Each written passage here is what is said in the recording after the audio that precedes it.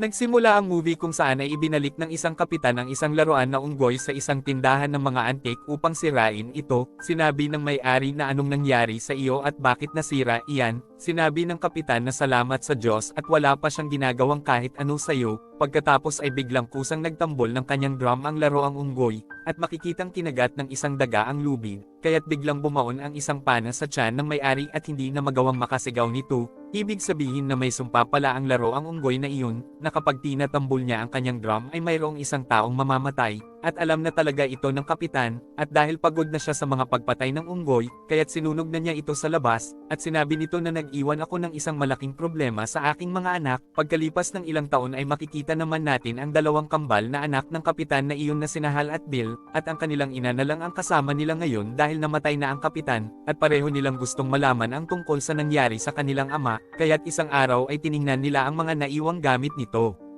At dito ay nakita nila ang laruang unggoy na nakita natin kanina sa simula ng movie, at nakasulat sa kahon nito na turn the key and see what happens, at wala namang nangyari sa unggoy nang pihitin ito ni Bill, at naisip nila na isang luma at sirang laruan lang ang unggoy kaya't iniwan na nila ito, at nang aalis na sila ay nagtaka si Hal nang makita niya ang unggoy na nakaupo sa loob ng kanilang kotse, dahil natatandaan niya na ibinalik niya talaga ito sa kahon kagabi, at sa loob ng restaurant ay nakarinig siya ng isang kakaibang tunog. At ito ang tunog ng tambol ng laro ang unggoy na iyon, at habang nagtataka siya ay biglang humas-iwas ang kutsilyo ng chef at makikitang humiwa ito sa leeg ng kanyang yaya, kaya't nahulog ang ulo nito sa kanilang lamesa, at inakala nilang lahat na isang aksidente lang ang nangyari, ngunit alam ni Hal na hindi basta aksidente lang ito, at nag-alala silang dalawa sa pagkamatay ng kanilang yaya, at sa kanyang kwarto ay sinabi niya sa laro ang unggoy na ikaw ba ang may kagagawan nito, at sinabi niya kay Bill na matapos kong makita ang laro ang unggoy na ito sa kotse ay nakarinig ako ng tunog ng nagtatambol, at pagkatapos noon ay biglang namatay ang ating yaya, ngunit pinagtawanan lang siya ni Bill.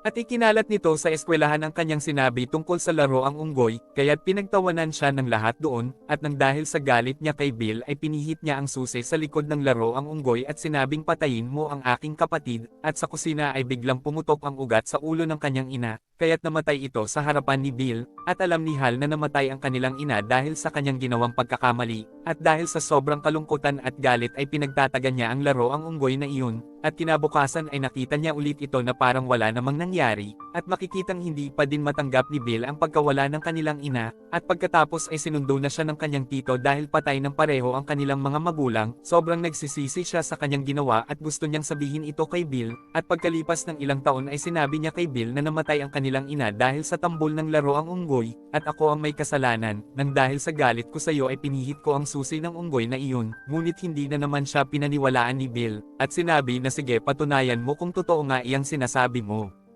Kaya't pinihit niya ang susi ng unggoy upang mapatunayan niya ito, pagkatapos ay biglang nahulog ang kanilang tito sa kabayo at natapakan ito ng iba pang mga kabayo, kaya't agad na namatay ito, at isang patunay na talagang napakadelikado ng laro ang unggoy na iyon, kaya't nagdesisyon na sila na ihulog ito sa isang malalim na balon, at pagkahulog nila ay natapos na din ang lahat ng mga kaguluhan at pagpatay ng laro ang unggoy na iyon. Pagkaraan ng 25 years ay makikita natin si Hal na nagtatrabaho sa isang convenience store, at minsan sa isang taon na lang din siya nakikipagkita kila Bill at sa anak niyang si Petty, dahil natatakot siya na baka bumalik ulit ang unggoy at patayin siya nito, at ngayon ay nagpaalam siya sa kanyang manager upang makipagkita sa anak niyang si Petty na nasa dati niyang asawa, at kinagabihan ay tinanong siya ni Petty kung mayroon ba siyang kapatid, ngunit nagsinungaling siya dito at sinabi niyang wala.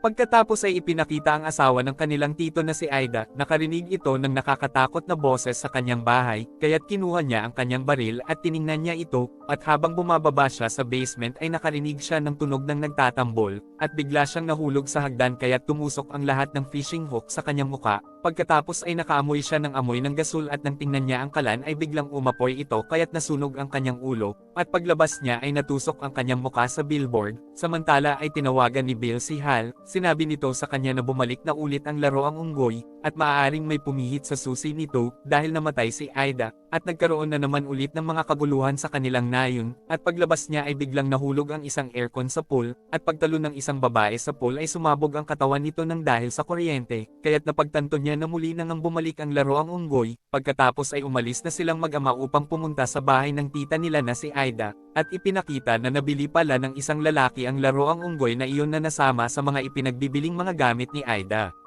Pagkatapos ay biglang dumating ang isang ahente, at sinabi nito sa kanya ang isang nakakagulat na balita, na mayroong mga kakaibang mga pangyayari sa nayon na iyon, kaya't ngayon ay alam na ni Hal na talagang nasa nayon na iyon ang laro ang unggoy, at dito ay nalaman na ni Pete na may kapatid talaga si Hal, at pagpasok nila sa bahay ni Ida ay tinanong niya ang babaeng ahente kung mayroon bang gamit si Ida na isang laro ang unggoy, ngunit hindi naman ito natatandaan ng babaeng ahente. Kaya't sinusiyan nito ang isang bodega upang tingnan ang laro ang unggoy sa loob, at pagbukas niya ng pinto ay biglang pumutok ang isang shotgun sa kanyang harapan kaya't namatay ito, pagkatapos ay nalaman ni Hal na dumating na din si Bill sa nayong iyon, ngunit ayaw naman nitong makipagkita sa kanya, kaya't sinabi niya dito na kung hindi ka makikipagkita sa akin ay itetrace ko ang bahay mo, pagkatapos ay ipinakita si Bill sa bahay nito at nasa kanya pala talaga ang laro ang unggoy, at nilagyan niya ng mga bitag ang kanyang buong bahay dahil alam niyang pupuntahan siya ni Hal. At gusto niyang makaganti dito, dahil namatay ang kanilang mga magulang, tito at tita dahil kay Hal, pagkatapos ay ipinakita ang isang nakaraan na binalikan pala niya ang inihulog nilang laro ang unggoy sa balon, ngunit susi lang nito ang nakita niya doon, at hanggang ngayon ay hinahanap pa din niya ang laro ang unggoy upang gamitin ito sa paghihiganti niya kay Hal, at sa wakas ay nakita na niya ang unggoy at sinusiyan na niya ito, ngunit ang boss naman ni Hal ang namatay. Pagkatapos ay ipinakita si Ricky sa bahay ni Bill at sinabi nito sa kanya na kailangan ko na ang unggoy, ngunit ayaw namang ibigay ni Bill, kaya't kinuha ni Ricky ang baril ng kanyang ama, samantala ay sinabi ni Hal kay Bill na tigilan muna ang pagsususi sa unggoy dahil maraming tao na ang mga namamatay, pagkatapos ay dumating si Ricky at ginawa sila nitong hostage. At pagkadating sa bahay ni Bill ay sinabi ni Ricky kay Hal na ipakuha mo sa iyong anak ang laro ang unggoy, sinabi ni Hal kay Pete na wag mong papaikutin ang susi ng unggoy, at sa loob ay nakita ni Pete ang iba't ibang mga patibong na inilagay ni Bill. Pagkatapos ay nagtalo sila Hal at Ricky sa kotse, sinabi ni Hal na hindi ka naman talaga pulis, samantala ay nakita na ni Pete ang kanyang tito Bill, sinabi ni Bill na paikutin mo na ang susi nito, at tinanong niya si Bill kung ano ang mangyayari kapag pinaikot niya ito, at hindi na niya pinansin ang bilin sa kanya ni Hal at pinaikot na niya ang susi sa likod ng unggoy, kaya't gumalaw at nagtambol na ito, at sa kotse ay aksidenteng nabaril ni Ricky ang pulot-pukyutan, kaya't inatake siya nito sa kanyang bunganga at namatay, at agad na pinuntahan ni Hal si Pete sa loob, pinilit ni Bill na paikutin ulit ni Pete ang susi, at nang hindi magtambol ang unggoy ay pinilit niya din ito, nakita na ni Bill si Pete at pagkatapos ay biglang nagtatambol na ang unggoy habang nakatitig ito kay Bill, kaya't nagbagsakan ang lahat doon, at sinabi ni Hal kay Bill na talagang nasisiraan ka na, sinabi ni Bill na gusto kong pagbayarin mo ang pagkamatay ng ating mga magulang at ang pagkamatay nila tito at tita, humingi ng tawad si Hal sa kanya kaya't humingi na din siya ng tawad sa kakambal, pagkatapos ay bigla ulit nagtambol ang laro ang unggoy, at biglang pumutok ang isang canyon sa ulo ni Bill kaya't namatay ito, at habang papaalis ay nakita nila ang pagkawasak ng kanilang nayon, at sinabi niya kay Pete na kailangan nating bantayan ang laro ang unggoy, pagkatapos ay nakita nila ang isang Ghost Rider na papaalis na din sa kanilang nayon, at sa huli ay ipinakita ang isang school bus na namatay ang lahat ng mga estudyante. At dito na po nagtatapos ang ating movie. Mag-subscribe ka na po Lods para sa magagandang mga movie na katulad nito. Maraming salamat po sa iyong panunood at pagsuporta. Ingat po palagi Lods. God bless.